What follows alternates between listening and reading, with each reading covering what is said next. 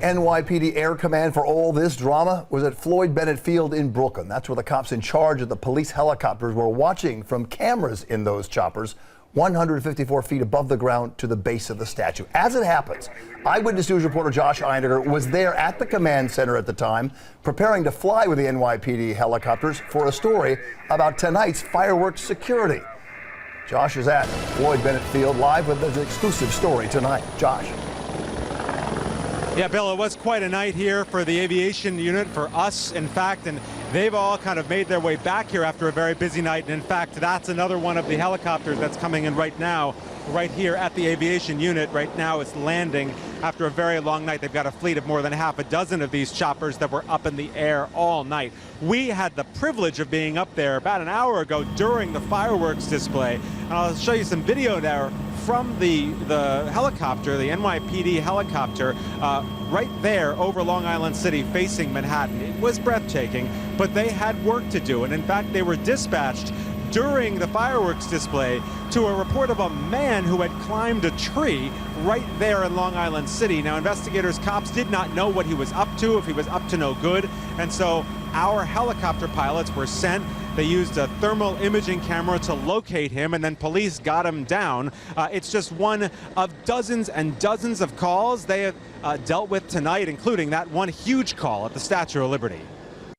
Okay, good. I got it here. Miles from the Statue of Liberty, things got very serious very fast at the aviation unit. Only Eyewitness News was there as officers planned a Hail Mary pass to grab the protester from her perch at the base of the statue. These two detectives from the emergency service unit roped in and took off for Liberty Island, ready to rappel down to a spot it looked like their colleagues on the ground might not be able to reach. It's a move that's never been done. It would be very risky and only as a last resort. Let's face it, police work is a risky business. We're not risk averse. We operate in a high risk environment. Inspector Jimmy COAN commands the aviation unit and spent the afternoon managing from the hangar. In the end, the daring move was not necessary, and he could turn his attention back to the task at hand. I don't even think of it as a distraction. It's just everyday business that you don't know what you're going to walk into.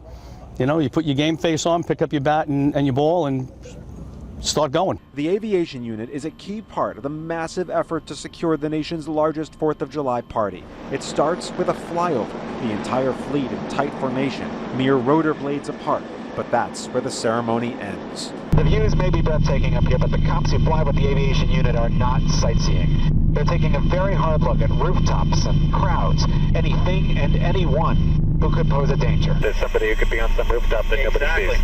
Exactly. It's that Vegas shooter type scenario that, we're looking for. While cops on the ground and the water are looking out for threats on the surface, our pilots, Lieutenant Richard Knoeller and Officer Anthony Daniels, were watching rooftops for snipers or other threats, armed with a camera that can zoom so far. It picked out our Eyewitness News van from a mile away. It's really impressive technology and a very impressive operation. Consider this, with all those people to monitor all that importance on the security of the 4th of July celebration, they handled not only the Statue of Liberty job that was totally uninvolved, but also at least half a dozen water rescue incidents all throughout the afternoon, all around the New York metro area. A very, very busy night for the aviation unit, which runs 24/7, 365 days a year. Today may have been the 4th of July, but it was just another day in New York. We're live at Floyd Bennett Field. Josh Einiger, Channel 7, Eyewitness News. And we're so